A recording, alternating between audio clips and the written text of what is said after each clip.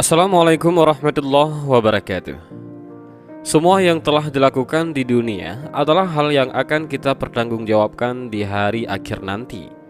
Kalau melakukan banyak amal baik, kita akan masuk surga. Namun jika tidak, nerakalah balasannya. Lalu, tidak adakah kesempatan untuk masuk surga? Dan siapakah yang bisa menolong kita? Dan mengapa orang tersebut mau menolong manusia yang lain? Rasulullah SAW sibuk di hari kiamat.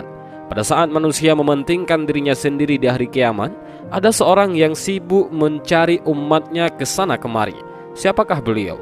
Beliaulah Rasulullah SAW. Beliau sibuk memohon kepada Allah Subhanahu wa Ta'ala untuk umatnya masuk ke dalam surga. Beliau juga adalah manusia pertama yang dibangkitkan nantinya, dan hal ini sesuai dengan hadis dari Abbas radhiyallahu an bahwa Rasulullah sallallahu alaihi wasallam bersabda, orang yang pertama kali dibangkitkan dari kubur di hari kiamat nanti adalah Muhammad sallallahu alaihi wasallam. Karena besarnya perhatian kepada umatnya, Rasulullah sallallahu alaihi wasallam sampai menangguhkan doa-doanya sampai hari kiamat. Hal itu untuk menyelamatkan dan membela umat beliau. Hal ini sesuai dengan sabda beliau, setiap nabi pasti memiliki doa mustajab. Hanya saja mereka menyegerakan doa mereka di dunia. Namun aku menunda doa itu demi menolong umatku pada hari kiamat. Insya Allah doa itu akan terwujud. Hadis riwayat Bukhari dan Muslim. Rasulullah SAW memberi syafaat untuk menyelamatkan umatnya. Beliau ditawari masuk surga dan syafaat.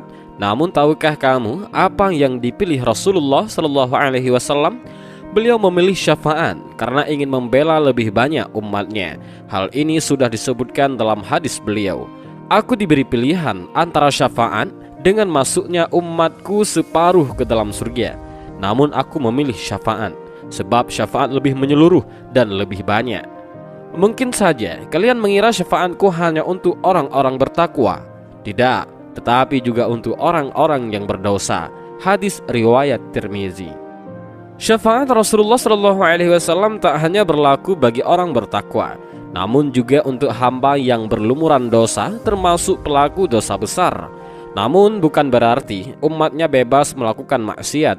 Syafaat itu diberikan sebagai pertanda besarnya kasih sayang dan kelembutan Rasulullah SAW. Saat hari kiamat, Rasulullah SAW selalu menanyakan keberadaan umatnya kepada malaikat Jibril. Jibril pun mengatakan bahwa umat Rasulullah SAW adalah umat terakhir. Akhirnya datanglah umat Nabi Muhammad SAW sambil menangis serta memikul beban di belakang mereka. Umat itu datang sambil menyeru, "Wahai Muhammad."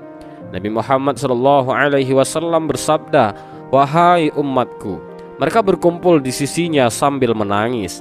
Nabi pun bersujud sangat lama sampai Allah Subhanahu wa Ta'ala menyuruh beliau untuk bangkit. Rasulullah SAW lalu meminta kepada Allah agar umatnya bisa diberikan minum karena terik matahari.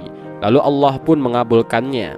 Setelah memberi umatnya minum, Nabi Muhammad SAW kembali bersujud kepada Allah. Beliau meminta agar umatnya diselamatkan dari sirat.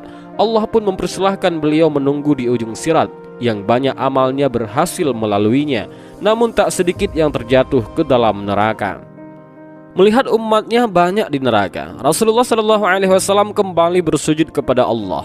Beliau meminta kepada Allah untuk menyelamatkan umatnya yang di dalam hatinya ada iman sebesar biji kurma. Allah pun mengabulkan permintaan kekasihnya itu. Beliau lalu menuju neraka dan mencari umatnya yang memiliki iman sebesar biji kurma.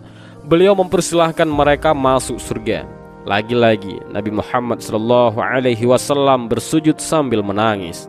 Beliau menangis dan memohon kepada Allah untuk menyelamatkan umatnya dari api neraka. Jika umat tersebut memiliki iman sebesar biji jagung, ia akan selamat. Allah pun mengabulkan permohonan beliau. Nabi Muhammad SAW lalu menjemput umatnya dan memerintahkan kepada malaikat untuk mengeluarkan umatnya yang memiliki iman sebesar biji jagung. Beliau juga sampai berlari menjemput orang-orang yang berjumlah ribuan, bahkan jutaan di neraka. Apakah hal itu sudah selesai? Ternyata belum. Beliau masih memohonkan ampun kepada umatnya yang memiliki iman sebesar biji sawi atau zarrah. Hal ini sesuai dengan hadis beliau.